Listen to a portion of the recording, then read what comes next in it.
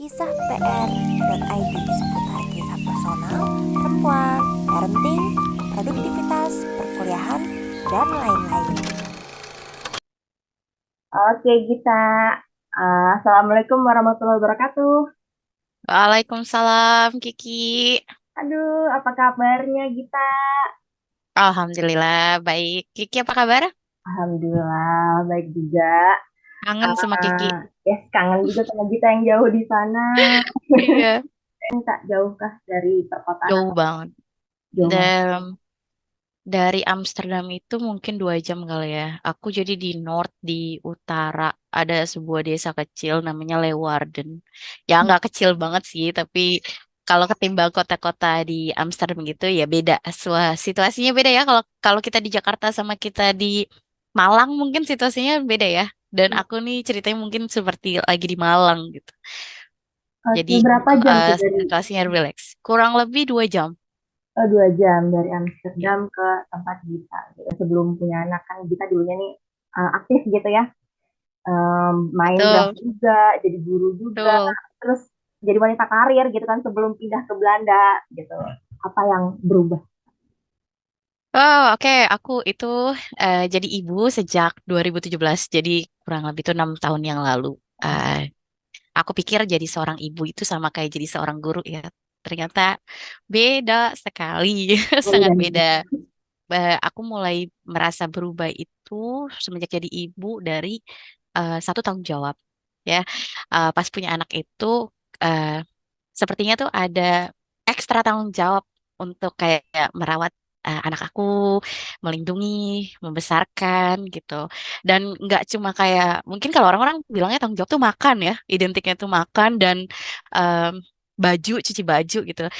Nggak juga, tanggung jawab itu berupa fisik juga, emosional juga. Kita main apa?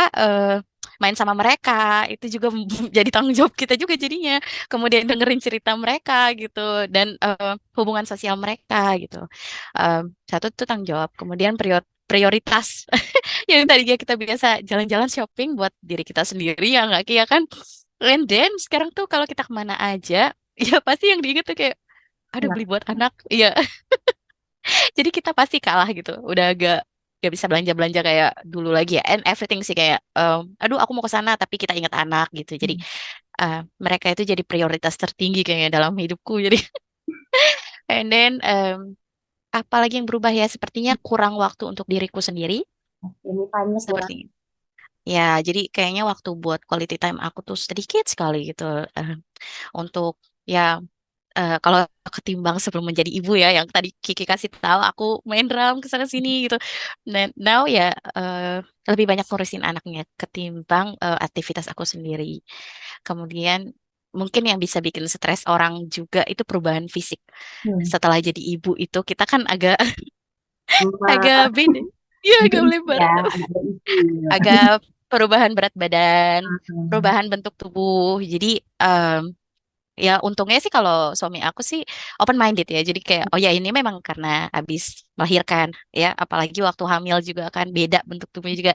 Jadi kayak eh, ya fine sih. Jadi nggak terlalu mengepus harus kembali kayak waktu dulu lagi gitu. Hanya kita sendiri harus accept it loh. Karena aku belajar banyak orang-orang yang nih gara-gara hamil nih gara-gara melahirkan gitu ya kayak dan one day aku juga pernah ditelepon sama kru aku dan kru aku lihat video call aku lagi, wah ini ngembang banget ini siapa gitu. Hmm. And ya it's me, aku udah punya 2 anak ya kayak gini lah aku sekarang. Kitanya tuh harus terima gitu. Jadi buat mommy di luar sana yang kayak, aduh gimana nih ya gemuk jelek sekarang kayak gimana? Enggak ya. Kalau masih bisa olahraga, usahakan olahraga untuk lebih baik lagi, lebih sehat lagi. Tapi kalau ya apa adanya saat itu, eh, ya berat badannya naik atau apa, acceptance saya terima, Ya, terima aja. Jadi biar kita nggak stres.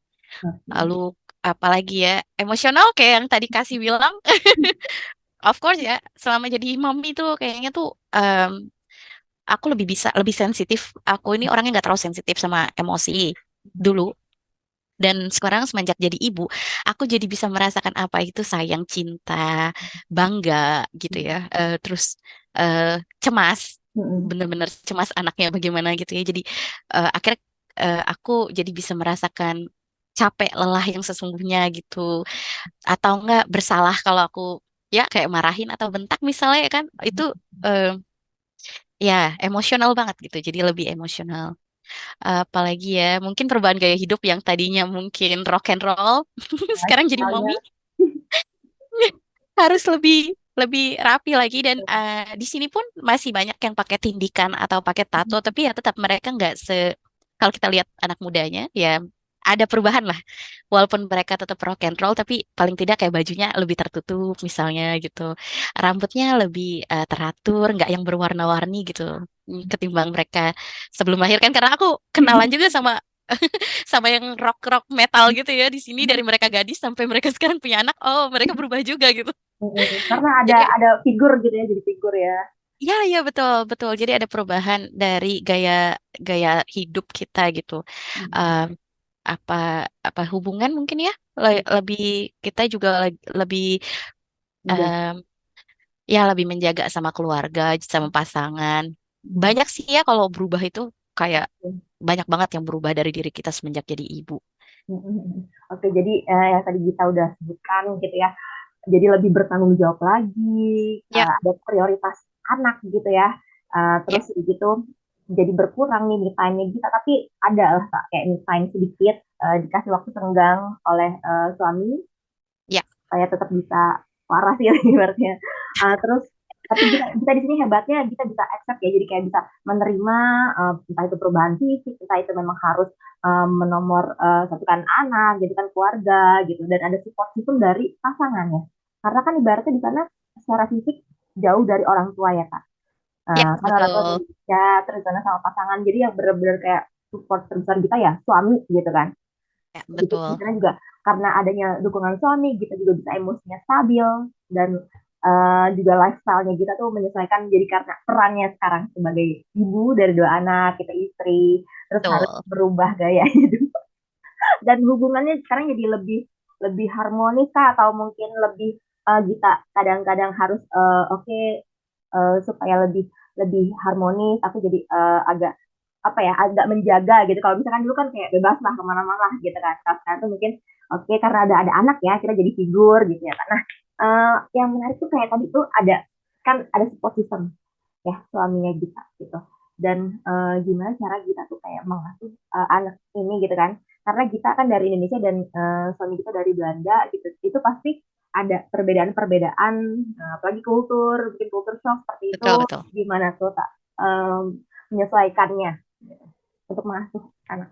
Ya, aku salut ya buat orang tua yang eh, punya suami dari, ya baik baik nggak suaminya warga negara asing walaupun Indonesia juga, tapi berbeda kultur ya. Misal dia Jawa, yang satu Batak, itu juga kayaknya udah sama have feeling Hmm. sama kayak aku gitu, merasakan apa yang aku rasain, karena eh, pola asuh anak campur ya, aku membahasakan mereka tuh anak kawin campur itu sulit. Kayak satu, mereka harus memahami budaya dan identitas masing-masing orang tuanya ya. Jadi um, Ani tuh benar-benar eh, teaching, mengajarkan si anak kalau nilai-nilai Indonesia, tradisi dan bahasa Indonesia seperti ini. Ya. And ayahnya mengajarkan seperti ini. Pasti dong ada bentrok ya. Oh enggak, kalau di Belanda seperti ini gitu ya. Jadi tapi kita harus kasih kasih tahu aja, lebih kayak ya kalau itu di Belanda dan kalau ini di Indonesia gitu. Jadi itu kayaknya segitu aja tuh biasanya buat buat orang yang punya dua kultur berbeda tuh udah capek. Untuk eh, karena kalau dua-duanya nggak diajarin juga juga anaknya nggak tahu ya. Kayak anaknya juga nggak ngerti kalau cuma Indonesia doang yang diajarin, Belandanya suatu saat dia mau ke Belanda atau dia mau ngobrol sama orang Belanda juga dia nggak nyambung gitu. Akhirnya dia cuma satu satu poin doang punya knowledge-nya. Nah, karena aku sama Daniel itu nggak give up, jadi kita benar-benar sering banget beradu gitu ya soal kultur atau kebiasaan atau Oke, contohnya gimana kebiasaan-kebiasaan. tuh? Ada yang bisa diceritain? Contohnya kita kalau misalnya kasih makan anak kan, ayo mau makan apa sayang, kayak gitu ya. Terus kalau mereka nggak mau kita kejar-kejar kan ya. Kalau di Indonesia sana banget. gimana? Kalau di sini, oke waktunya makan. Kalau di Belanda itu, kalau tidak mau makan, kita tunggu sampai jam 8 ya. Masih tidak mau makan, waktunya tidur. Jadi anaknya itu puasa. tidur, Oh, dan gitu. mereka nggak boleh ke bawah, nggak boleh ngambil makanan apa cemilan, itu nggak boleh. Mereka harus puasa sampai besok, dan kalau mereka nggak mau makan lagi, seperti itu lagi. Jadi Hmm, ketat ya, disiplin iya. gitu. Dan kita Tapi yang itu kayak, juga apa yang kita pernah nggak kayak kasihan nih anaknya, udah kasih aja makan gitu.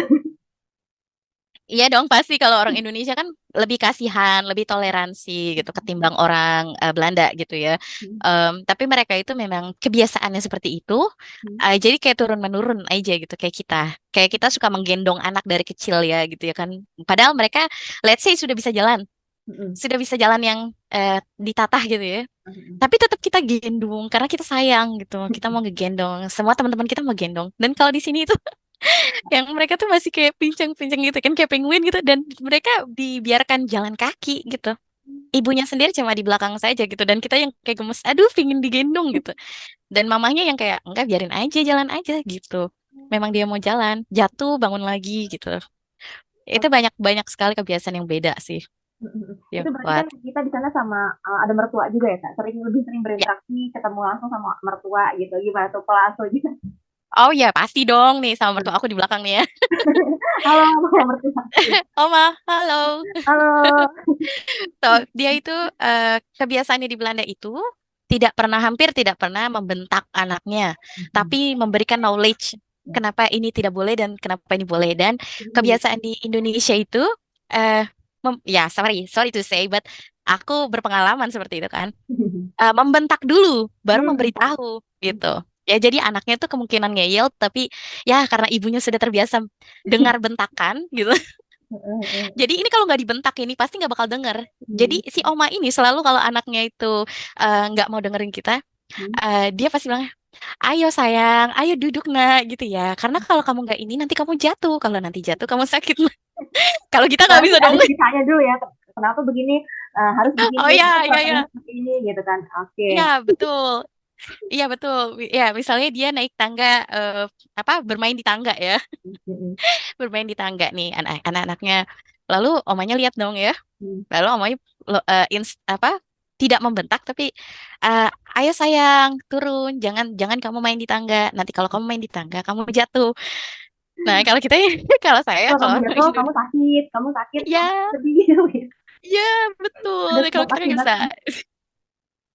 Kalau kita sebagai orang Indonesia pasti, hey Jackson, turun sekarang nggak? Gitu. Kita Lima, nggak empat, kasih tahu tiga, dua, kenapa. satu. Jadi itu. Iya, iya, iya. Ya kayaknya itu kayak kebiasaan ya Ki ya. Jadi kita udah tahu memang mungkin memang lebih bagus secara psikologi, mungkin aku tidak tahu, mungkin lebih bagus caranya Oma. Tapi kita itu udah terbiasa di Indonesia seperti itu. Jadi kita bawa gitu, kita implementasikan gitu. Iya. Ya, dan kita tuh punya kayak kesadaran kalau kita bicara halus kayak gitu, mereka nggak bakal dengerin kita. Padahal mereka somehow dengerin juga omanya, papanya gitu. Itu banyak sih ya kalau untuk budaya kebiasaan itu, hmm, apa ya, termaksud satu dari pola asuh yang paling sulit kalau menurut aku untuk anak yang kawin campur. Iya. Eh, Oh, kita sorry bedanya yang anak pertama sama anak kedua. Bedanya setahun. Tahun yang anak pertama umur berapa? Jackson itu anak pertama aku umur, let me check ya, Ki. Takutnya nanti aku salah. Iya, Kayaknya itu dia 6 tahun. Kalau tahun. yang kalau yang pertama, terus yang kedua bulan Oktober tuh 5 tahun. Oke, 6 tahun dan 5 tahun. Oke, bedanya 1 tahun ya, Kak. Betul, beda 1 tahun. Oke, terus gimana tuh, Kak? Itu kan kalau kalau beda 1 tahun, udah gitu sama-sama laki ya, dua-duanya laki-laki ya. Itu ada kompetitifnya, nggak, Kak? Oh ya pasti ya, kalau adik kakak itu pasti pasti ada. Nah, disitulah kita, Daniel dan aku, punya yang namanya komunikasi terbuka. Jadi Oke. baik Jackson sama Matthew ini bisa komunikasi yang panjang, yang lancar, yang bebas gitu. Dimana awalnya itu sebenarnya aku nggak percaya mereka bisa itu ya. Lalu aku cerita sama Kiki itu, Jackson tuh seperti ini, seperti itu, dan Kiki kasih advice kayak, oke, sepulang dia sekolah menggambar. Lalu kita coba dari gambaran itu nih ditanyain masalahnya. Mulai dari situ Jackson bisa bicara banyak tentang everything gitu ya. Dari Baik, situ Kak, ya. kita bisa tahu apa perasaan Jackson ke Matthew gitu, dan Matthew ke Jackson gitu, dengan cara yang sama menggambar, dan Hmm. mereka mengekspresikan, oh ini loh, ini kayak gini, dan nanti mereka lama-lama cerita yang banyak gitu. Nah, Kayaknya itu untuk dilakuin jadi, ya, Kak? kenapa? dilakuin berarti setiap hari sambil Iya, bisa. iya, iya. Oke. Iya. Itu kalau nggak salah Kiki cerita tentang Golden Age ya. Aku sumpah aku nggak percaya karena aku nggak belajar kayak gitu-gitu. Dan kita terapkan dan itu alhamdulillahnya lancar gitu ya, kayak mereka bisa mengkomunikasikan discuss gitu lewat gambar. Iya, Wow. iya itu ya apa ya unik sekali ya gitu. Karena ya aku beruntung aja sih punya temen kayak Kiki. Karena Ya kalau baik. enggak kita mungkin harus pergi ke psikolog dulu gitu untuk dapat advice kayak gitu dan ya alhamdulillah banget Kiki langsung kasih tahu poinnya kemarin itu. Jadi kita cepat-cepat lakuin dan it's working gitu. Jadi kita sekarang bisa punya komunikasi terbuka yang open buat mereka berdua. Jadi kalau Matthew salah, ya berarti Matthew yang salah. Kita nggak bisa kayak membela-belakan gitu. Dan di Belanda itu anti banget sama ini. Udah ngalah sama kakaknya apa adiknya gitu. Oke. Kenapa tuh? Jadi, kalau memang itu mainannya dia, ya itu punya dia. Dia punya Oke. hak gitu. eh Ya kalau aku sih nggak kayak gitu dulu ya. Kalau di Indonesia sendiri pasti ya udah ngalah sama adiknya. Di sini nggak. Siapa nih yang main duluan? Kakaknya. Ya udah berarti itu hak kakaknya. Jadi adiknya mau nangis di pojokan kayak gitu ya nggak ada kita nggak ada masalah gitu. Biarkan aja dia nangis gitu karena yang punya hak tuh kakaknya. Sebaliknya juga kayak gitu. Iya, benar banget. Itu tak yang tadi kita ceritakan itu karena memang kan aku belajar teorinya aja gitu ya. Terus ya itu mungkin kalau misalnya aku bisa berbagi sama teman-teman yang memang udah punya anak gitu ya, karena aku nggak bisa belum belum bisa merealisasikannya ke anak aku gitu karena belum punya anak juga gitu. Jadi mungkin kalau ada teman-teman yang oh kayaknya gini, oh ya udah mungkin seperti ini gitu. Itu teorinya seperti itu aku pelajarin.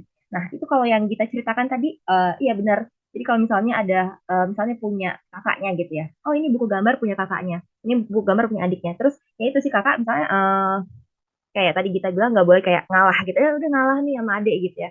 Nah itu karena dia harus mempertahankan kepunyaannya, mainnya dia, kayak ini punya aku. Nanti suatu saat nanti di saat dia besar supaya dia itu bisa mempertahankan kepemilikannya gitu. Oke, entah Oke, gitu entah ya. kan siapa, misalnya dia ketemu orang lain, ketemu teman, misalnya, oh ini, misalnya dia udah besar gitu ya, ini mobilku gitu ya. Misalnya ada yang mau mencuri mobil, oh ini mobilku, ini aku mempertahankan kepunyaanku ini, kepemilikanku ini gitu. Nah itu nanti akan berpengaruh saat dia dewasa juga, Kak, misalnya Oh, kayak gitu gitu. ya. Kayak mungkin saat dia itu punya benda-benda yang lebih berharga lagi gitu kan, itu kan dimulai dari hal-hal kecil kan, kayak misalnya mainan pas dia kecil terus nanti bertahap tuh ke yang lebih besar lagi gitu kan. Makanya ada orang yang eh, apa ya, people pleaser, jadi kayak disuruh A disuruh B, oke oke oke, tapi dia nggak bisa nolak, tapi dia nggak bisa bilang oh aku lagi ada ini nih, aku ada prioritas gitu. Nah itu nanti akan berpengaruh juga gitu saat dia dewasa, saat dia dia besar gitu kan, dia harus bisa reasoning itu tadi yang omanya ceritakan ya, omanya itu udah terapkan gitu kan. Ya. Itu nanti supaya dia itu bisa mempertahankan kepemilikannya gitu, dimulai dari itu, jangan kayak ngalah-ngalah aja gitu. Nanti pun ketika di sekolah gitu, dia itu misalnya punya snack, tiba-tiba temannya mau langsung ngambil gitu kan. Kan ada banyak gitu ya orang-orang Indonesia yang ya udah kasih aja, ambil nih snacknya, ambil gitu. Iya. Enggak gitu. Tapi bilang dulu, oh ini snacknya si A ya? Iya. Ini snackmu. Heeh. Temanmu mau boleh nggak? Izin dulu temanmu Walaupun dia mau. kecil ya. Iya, iya. Izin dulu, mau nggak? Boleh, boleh nggak berbagi sama temanmu? Kalau dia bilang nggak boleh, oh ya udah nggak boleh. Tapi kalau misalnya dia bilang boleh, dan bolehnya itu dia ambilin, ini untuk kamu. Bukan temennya yang kayak ngambil-ngambil banyak gitu kan. Tapi oke, ini boleh dengan perasaan apa ya? Berbagi, dia udah bisa berbagi dan dia rela gitu membagikan makanannya itu buat temannya gitu, dan dia senang melakukan itu kan. Kalau orang dirampas diambil, misalnya ibunya tiba-tiba udah kasih aja ke temenmu gitu, itu pasti akan bekas kan, Pak, akan luka kan, kayak Iya, betul aku ya. nggak suka digituin. Ya ini punya aku kan, mama kan tadi ngasih snack ini buat aku, terus tiba-tiba temen aku ada yang mau, kenapa mama nggak belain aku, kenapa aku harus memberikan semua snackku ke temanku? Izin dulu dong sama aku, walaupun dia masih kecil gitu, walaupun ya itu masih kecil, tapi kan dia merekam, tak merekam apalagi pas Golden Iya, Age benar. ya. Jadi supaya itu sebagai bekal dia juga sih Pak, pas dia besar seperti itu. Oke. Jadi aku yang Wow. Jadi ngerti aku gitu ya. Oh, ya, why gitu kan mereka kayak jadi gitu. memang memang ada alasan sebab akibatnya itu. Jadi omanya itu mungkin udah punya basic, udah punya dasar, dan itu yang ditanamkan ke suami kita seperti itu. Dan mungkin kita bisa bisa juga nih tanya sama omanya gitu kan, kenapa oma harus begini, kenapa harus begitu gitu kan. Mungkin bisa juga disatukan dengan pola asuh yang dulu kita pernah apa ya dapatkan dari orang tua kita gitu kan. Karena kan ibaratnya eh, ada sisi positif dari tiap pola asuh gitu kan kak, gitu. Jadi kita bisa Betul. match-nya, oh kalau di Indonesia gini, kalau di Belanda gini gitu kan. Bener tuh yang tadi kita bilang gitu kan, di mix and match-nya seperti itu gitu, supaya mereka tahu juga nggak culture shock gitu. Tiba-tiba mungkin suatu hari nanti mereka datang ke Indonesia gitu, atau mungkin mereka pindah ke sini gitu, supaya nggak kaget gitu tiba-tiba seperti itu. Nah tapi tak, ini yang menarik tak, gimana cara kita mengkomunikasikan ke suami kita supaya pola asuhnya satu gitu. Jadi kayak nggak kita aja, suami aja gitu kan. Ada yang kayak, oh mama nggak boleh, papa boleh, ya udah deh aku sama papa aja gitu. Nah, Gimana ya tuh? itu unik loh Ki, karena di Belanda itu eh, papa dan mama itu bekerja sebagai satu tim.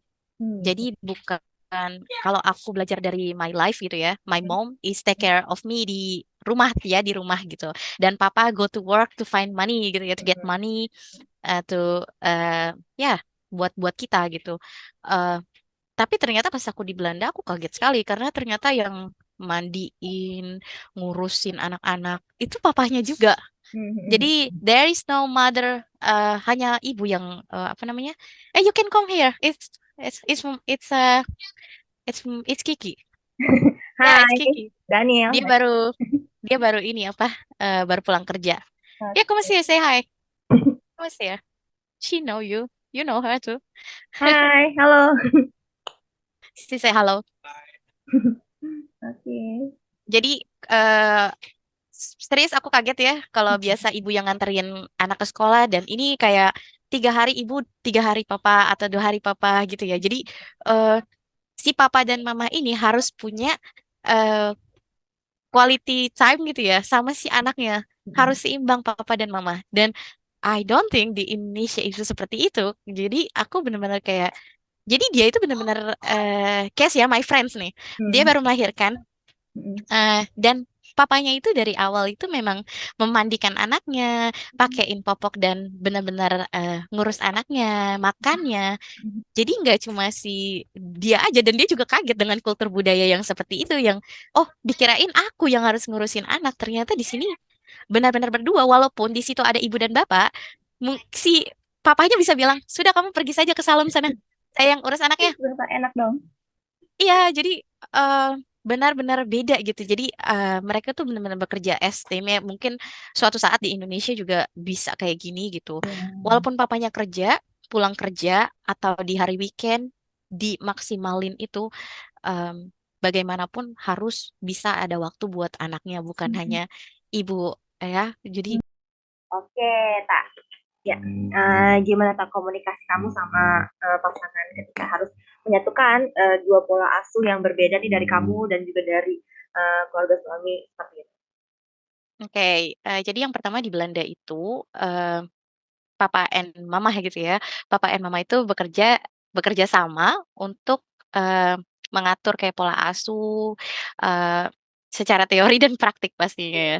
Jadi eh, kalau kebanyakan di Indonesia itu yang mengurus anak itu ibu, kalau di Belanda itu kamu benar-benar bisa lihat sendiri kayak papa dan mamahnya itu berganti-gantian. Jadi tidak ada itu kewajibannya mama, untuk memberikan makanan ke anaknya, misalnya menyuapi anaknya ya, tidak. Bisa hari ini mamahnya atau pagi ini mamahnya, nanti malam papahnya.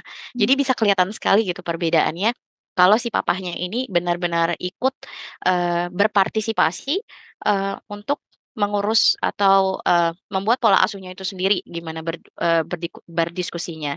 Dan kalau bisa untuk diskusi soal anak itu, kita harus jadwalin waktu, eee, yang yang di luar rumah gitu ya, make appointment sama suami gitu ya, mungkin titip anaknya dulu ke nenek kakeknya dan kita keluar dari rumah dan kita benar-benar fokus ngomongin soal, bagaimana pola asuh yang kita mau terapkan, lalu mungkin juga bagaimana tanya pengalaman dia, bagaimana dia sama anaknya, atau apa yang nggak disukain dia, lalu kita bisa diskusi di sana gitu. Jadi kalau di dalam rumah sendiri itu kayaknya kalau kita diskusi soal anak itu em, Kedengeran.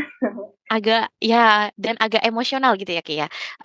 Nggak ngerti bagaimana itu bisa terjadi, tapi kalau kitanya bicara sekarang ada anaknya dan posisinya di dalam rumah, itu jadinya kita agak ofensif gitu ke mereka, ke diri kita sama ke mereka kayak seolah-olah dia nggak benar atau kita nggak benar gitu.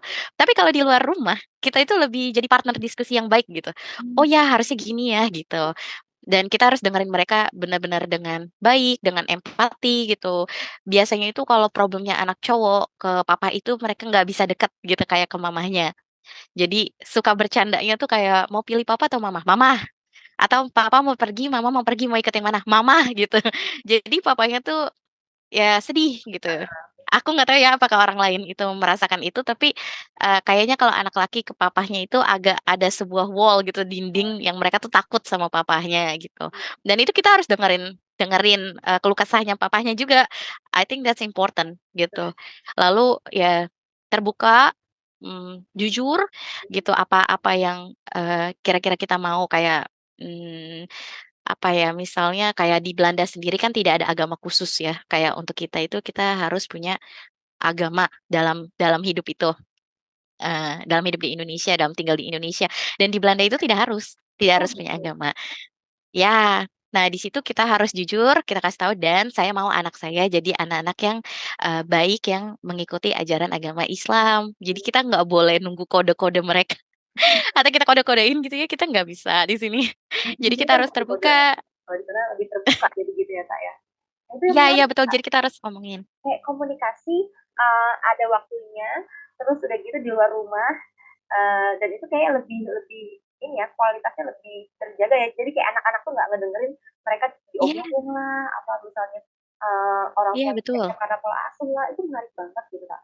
Berapa kali tuh misalnya dalam ada waktunya bulan sekali atau berapa kali? Ya normalnya sebulan itu sekali ya, Iya.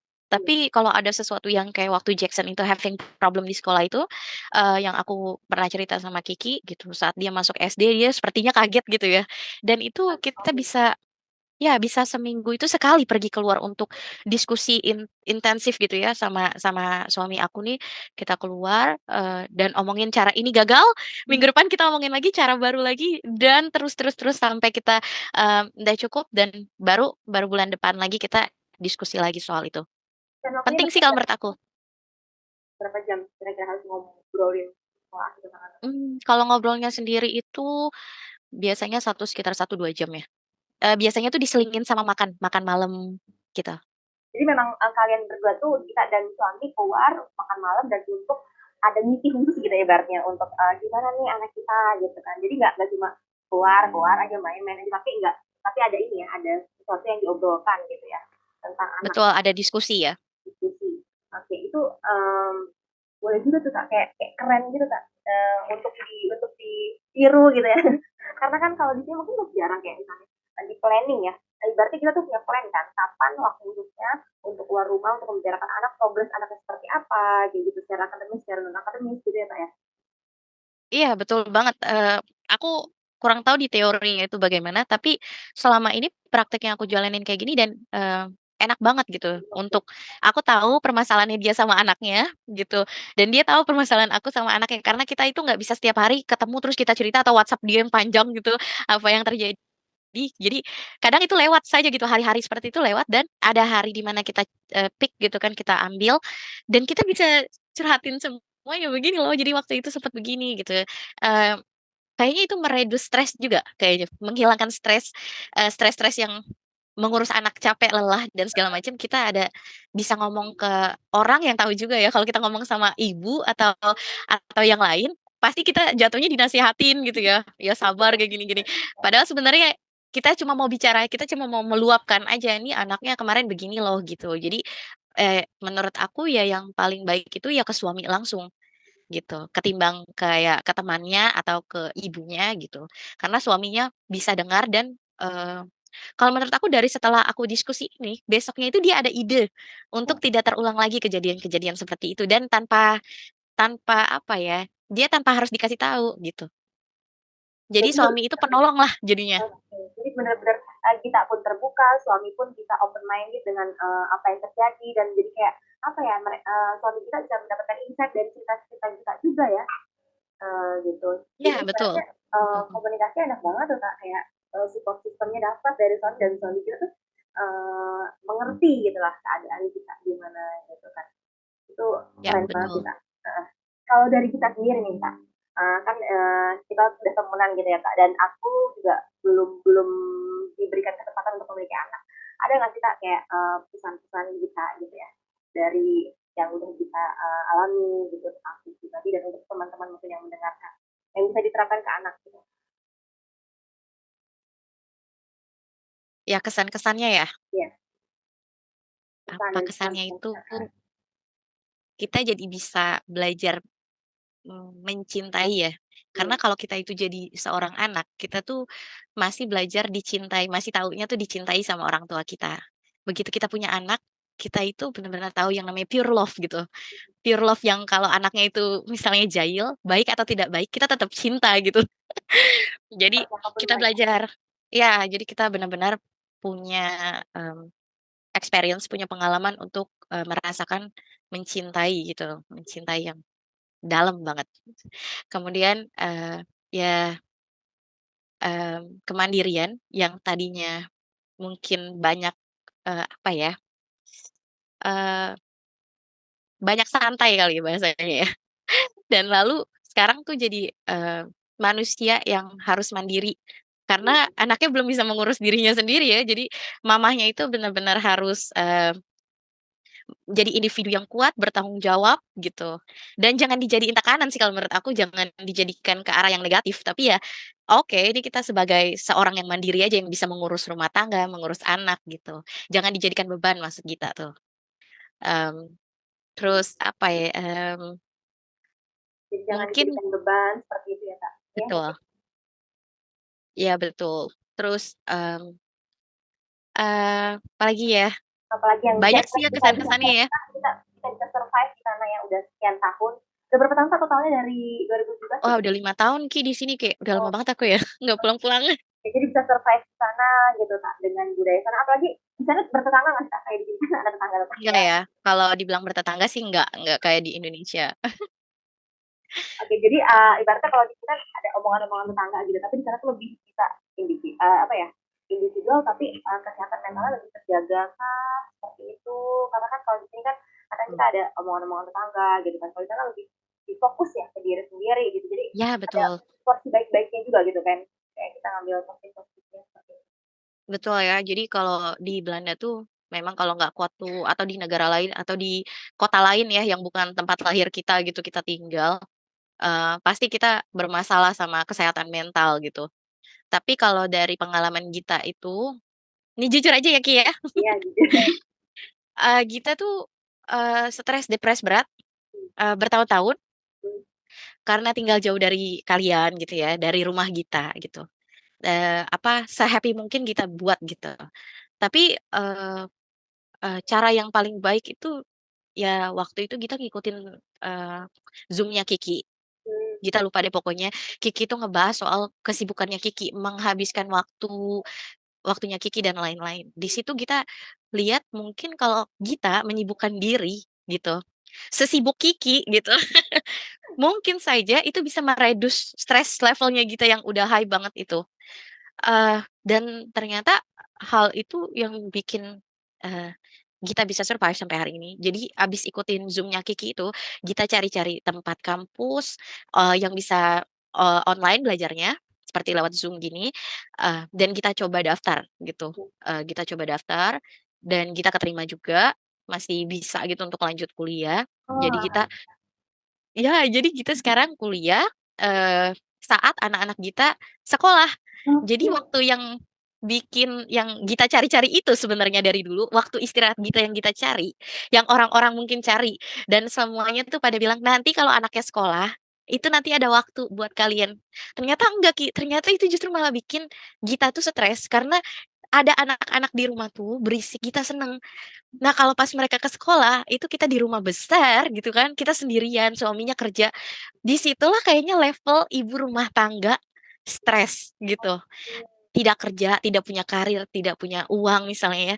terus anaknya pergi, suaminya juga pergi keluar dan kita di rumah beberes aja gitu. Kayaknya tuh di situ mulai, stres itu tinggi banget gitu.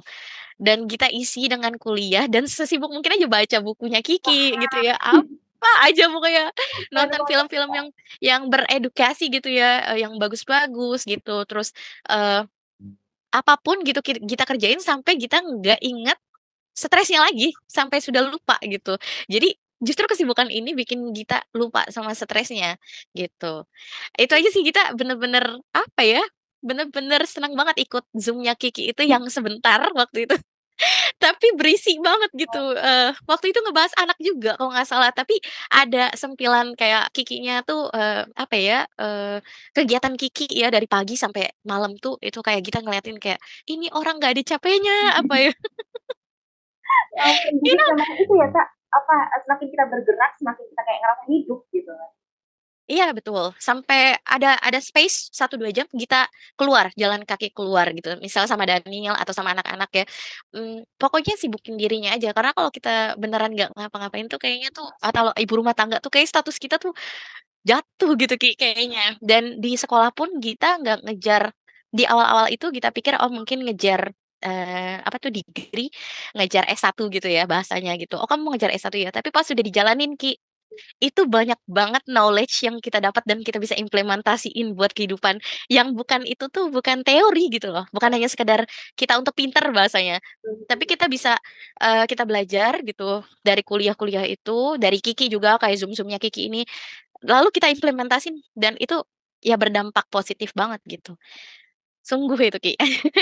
Kalau untuk Wah, kayak sosial, kalau untuk kayak, apa ya, berteman, itu juga ya kayak kakak iparnya Daniel nih baik-baik banget semuanya sama aku, kasih positif semua, terus, sekolahnya anak-anak juga, terus pemerintah juga di sini bantu aku semuanya juga. Tapi ya itu balik lagi, kadang kalau mereka sudah selesai komunikasi dengan kita langsung stres lagi, berasa sendirian gitu. Jadi kita nggak bisa menggantungkan diri kita tuh sama support dari luar, dari orang lain gitu. ya ya Jadi ya ampun. diri kita sendiri. Ya itu keren banget, Kak. Jadi itu memang karena dulunya ya, aku mengenal kita, kita tuh banyak eee, mengeluarkan karya kayak misalnya lagu-lagu atau mungkin kita, tampil, show off gitu di depan panggung. Terus ketika di rumah gitu mengurus anak-anak, suami dan mereka pergi dan ya itu kayak apa ya, harus apa yang kurang ya, kayak ayo ya karya ya, karya, oke gue harus berkarya ya gitu kan, Kak. Kayak Iya betul. apa tapi kayak mau ngapain nah terus ketika kita ngambil kuliah itu mungkin kayak terisi gitu loh jadi kita bisa mengaktualisasikan diri kita gitu kan yang tadinya mungkin oh di rumah aja gitu kan beberes tapi mungkin beberes sambil dengerin zoom kuliah gitu kan dan itu Iya betul. lebih berdaya lagi bikin kita lebih hidup lagi ada alasan buat bangun besok pagi gitu loh karena ada yang dikejar karena ada yang diimpikan gitu karena ada tujuan gitu ya kak. Sempat ada problemnya sih Ki, waktu kita ngejalaninnya itu karena orang-orang itu, eee selalu bilang ke kita itu kalau sudah menikah, apalagi kalau sudah punya anak, kita nggak bisa balik lagi ke sekolah gitu. Kita nggak bisa belajar lagi gitu, karena kita udah ibu-ibu lah gitu bahasanya, buat apaan sih udah punya anak gitu loh Ki kalau di Indonesia tuh. Dan kalau di Belanda itu, ada, rentang usia kalau kayak belum 30 tahun tuh sebenarnya belum selesai sekolahnya. Jadi tidak boleh bekerja yang maksimal gitu, tidak boleh. Jadi, suami aku kebetulan belum 30 tahun umurnya, dan dia itu di-push terus sama pemerintahnya untuk balik lagi ke sekolah. Dan dia sudah coba sekali tapi, tidak bisa karena dia itu udah udah menjadi seorang ayah ya. Jadi kalau diomelin sama gurunya itu dia kayak nggak punya harga diri gitu ngerasanya. Jadi dia keluar dari sekolah itu dia udah nggak bisa lanjutin lagi gitu karena, teman-temannya kan masih muda semua dan dia dimasukinnya ke, usia rentang usia dia yang masih muda gitu, tapi jiwanya itu udah jiwa ayah gitu. Jadi tidak bisa lagi gitu di apa, dimarah-marahin gitu sama gurunya gitu. Jadi aku ngelihat, oh di Belanda ini lebih suportif untuk, no matter kamu ibu-ibu atau sudah menikah, kamu tetap bisa belajar walaupun kamu tua pun gitu. Dan aku baru ya, jadi apapun itu aku lakuin. Kadang aku gendong sambil, apa, sambil nge-Zoom gitu ya sama guru-guru dosen-dosen aku. Mereka ngerti dan mereka ya sudah gitu ya. Kayak, "It's okay as long kamu menerima manfaatnya, mendengarkan gitu kan, apa yang, materi yang mereka sampaikan, it's okay dan ya senang banget aku. Iya, itu, seneng banget aku jujur, ngedenger Gita. Wah, Gita kuliah lagi. Jurusan apa, Kak, kalau boleh tahu? Eee, jadi aku kuliahnya, di 2 tempat nih ya, Oke, yang 2 satu tempat aku lagi. iya, karena waktu itu aku pilih kampus yang dia itu nggak ada Zoom-nya. Jadi Mmm, aku tuh harus belajar sendiri. mhm, Nah, itu jurusannya hukum. oke. Nah, kemudian pas aku sudah selesai daftar yang hukum ini, ada kampus di Bekasi yang dia menawarkan semuanya online, Oh which is that is like, oh aku banget gitu. oh jadi di Indonesia berarti ya? Di Indonesia dan di Belanda juga? 2 tempat? Dua-duanya di Oh, Indonesia. dua-duanya di Karena Indonesia. kalau di Belanda itu aku harus aktif, bahasa Inggrisnya, IELTS dan TOEFL-nya. Jadi aku ngambil di Bekasi itu jurusan Inggris. Jadi Oke. mungkin kalau aku masih di sini, tinggalnya masih lama, aku bisa ngambil S2 atau S3-nya di sini dengan bahasa Inggris yang cukup gitu. Kalau sekarang aku bisa ngomong bahasa Inggris tapi tidak education English gitu loh, Ki. Berbeda. Gramatikalitas gitu ya? Iya, katanya karena kalau S2 itu lebih banyak bahasa Inggrisnya, ketimbang S1. Jadi aku harus mantap dulu bahasa Inggrisnya. Iya, itu sih kayak jurnal-jurnalnya emang dari luar gitu. Wah, Tapi keren Ki, banget. saran aku tuh ya Ki, kamu tuh harus bikin sering-sering Zoom-Zoom kayak gitu loh. Karena, mungkin aku nggak nonton itu, tapi mungkin orang yang kayak aku nonton itu, dan bisa kena dampak positif dan bisa berubah gitu loh. Karena kita mau bayar 100 juta juga kemana aja Ki, itu kadang nggak ada jawaban gitu. Iya, Kadang nggak ada jawaban kita mau kemana gitu ya, kita mau traveling berapa hari pulang, kita stres lagi gitu. Jadi terkadang tuh hal-hal yang simpel, omongan yang simpel yang Kiki kayak, buat di Zoom-Zoom itu, ternyata tuh efeknya tuh besar banget gitu buat orang lain. Jadi, ya I also say thank you. Makasih Kiki. alhamdulillah banget kalau misalnya memang itu ada manfaatnya gitu ya, Kak, ya. Kalau memang Iya, ada manfaatnya untuk orang lain tuh aku kayak seneng gitu untuk ngedengernya, wah gitu, dan kita juga kayak baik nih memberikan feedback ke aku gitu. Wah ternyata iya, apa yang aku omongin ini ada ininya ya, iya. ada Do you know Ki, manfaatnya. I screenshot Hah? all the presentation, aku screenshot dan aku kirim ke teman-teman aku semua, like, oke, kalau mereka mungkin nggak cerita sama aku bagaimana dampak positifnya mereka menerima materi seperti itu gitu ya. But I know there must be a knowledge gitu masuk ke Heeh. otaknya, oh ternyata kayak kayak banyak persoalan waktu itu, kalau nggak salah Kiki cerita, anak saya tuh nggak suka di angka-angka, tapi sukanya di nature, di kayak Oke, gitu ya kan, dan si A sukanya si A, dan itu normal, it's normal karena mereka itu questioning to me gitu, kayak bertanya-tanya ke aku kayak, "Anak gue tuh nggak suka ini loh, nggak suka itu loh," and then pas banget kamu tuh materinya tentang kayak gitu dan ya, mudah-mudahan itu bermanfaat juga buat oke. mereka gitu. Saya harus Multiple sering-sering Ki. intelligence ya, kayak multiple intelligence yang itu ya, yang ada 8 kecerdasan ya waktu itu ya? Ya, ya, multiple ya, Mungkin nanti bisa lagi diulas lagi gitu ya, Kak, ya, karena kan kemarin singkat ya. Mungkin nanti bisa diulas lagi untuk iya betul. teman-temannya Gita lah gitu kan. Itu jadi kayak aku tuh diundang diundang buat isi Zoom seperti itu. Jadi kalau misalnya kayak bikin-bikin kayak gitu mungkin aku belum sempat waktunya gitu untuk mengorganisir seperti itu. Tapi kalau misalnya diundang seperti, oh ya udah aku datang, aku menyampaikan seperti itu sesuai dengan tema mereka. Oh oh gitu, jadi nggak Kiki sendiri yang buat ya? Belum Itu belum. undangannya? Oh, Iya, belum belum ini, belum aku buat gitu. Kalaupun nanti ada gitu ya, insya Allah waktu dan, kapasitas akunya gitu, mungkin aku pengen sih bikin kayak gitu karena memang kalau memang bermanfaat, seperti apa aja aku dengar dari kita betul. gitu ya. Terutama buat new mother ya, Ki, ya.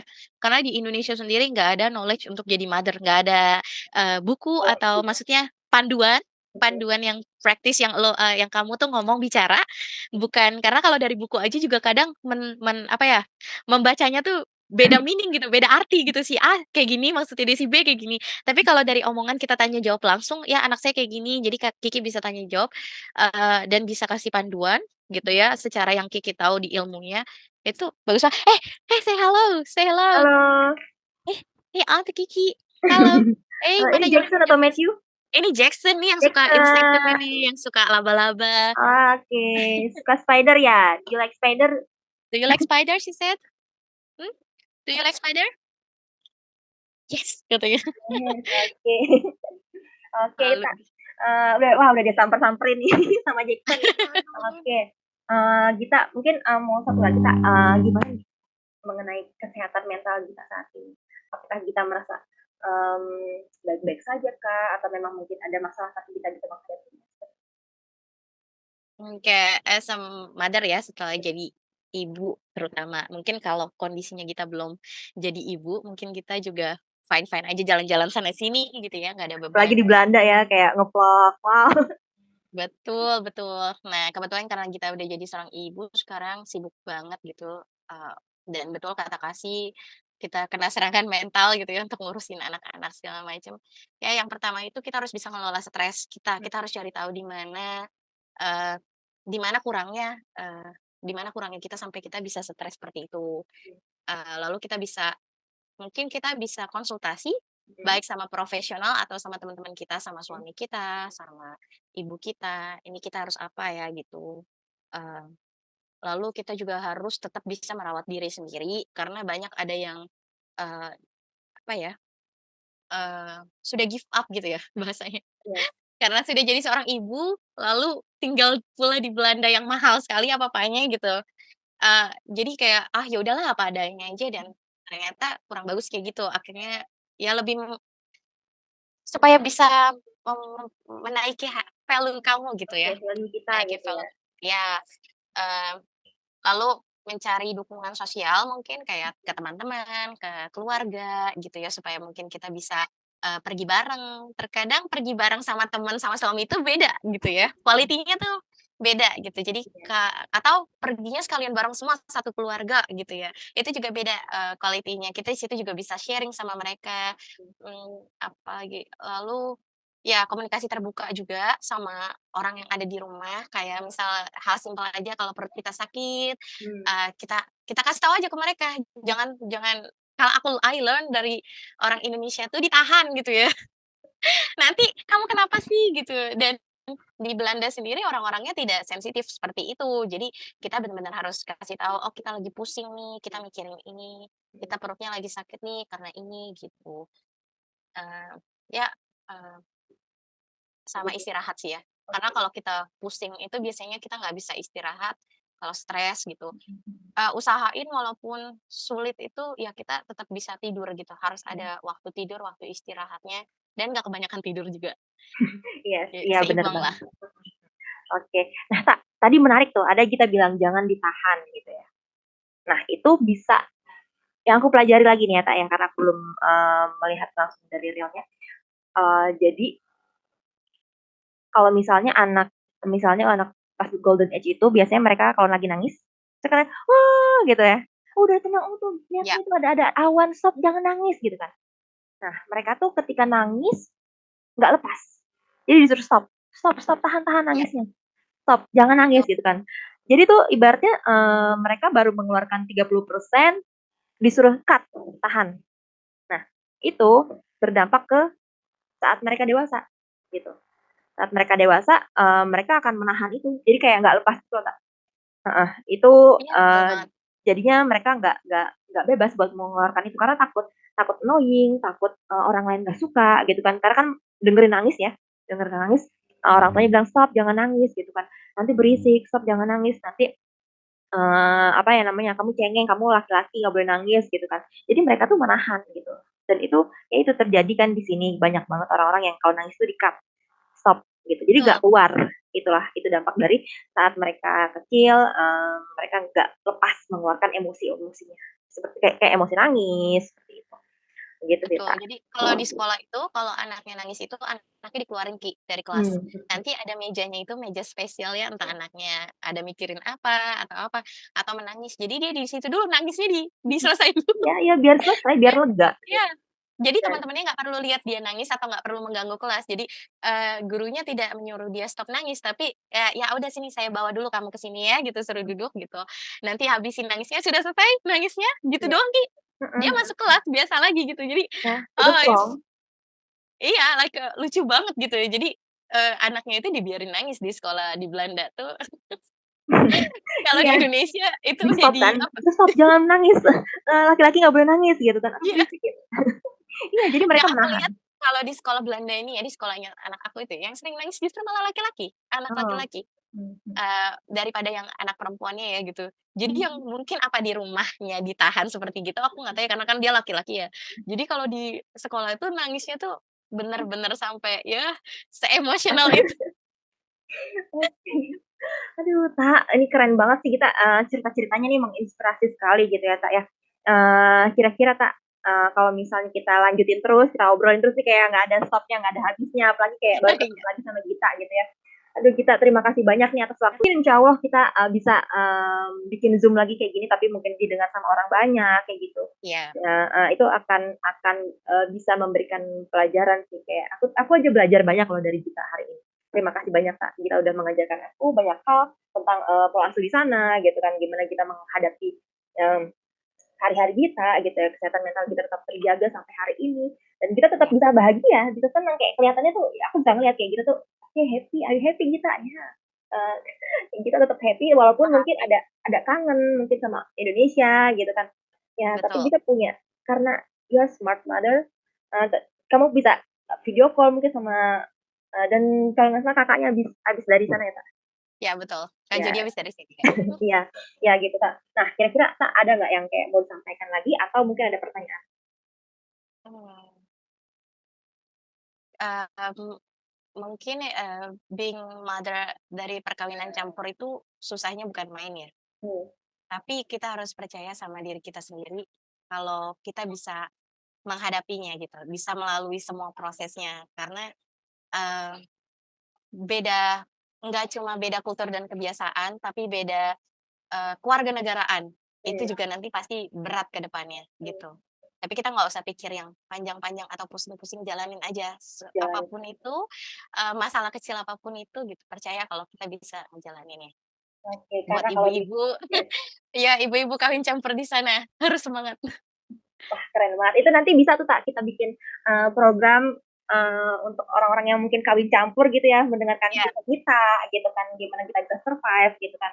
Itu ya mudah-mudahan bisa membantu untuk kesehatan mental banyak orang dan meminimalisir kayak, kejadian betul, keinginan untuk bunuh diri atau mungkin keinginan untuk isolasi diri kayak gitu kan. ya, Jadi tetap tetap kita bisa berpegangan tangan, sebagai perempuan, sebagai istri gitu yang bisa betul. berdaya, kayak gitu. Jadi walaupun di Iya. rumah aja kita bisa saling menginspirasi gitu.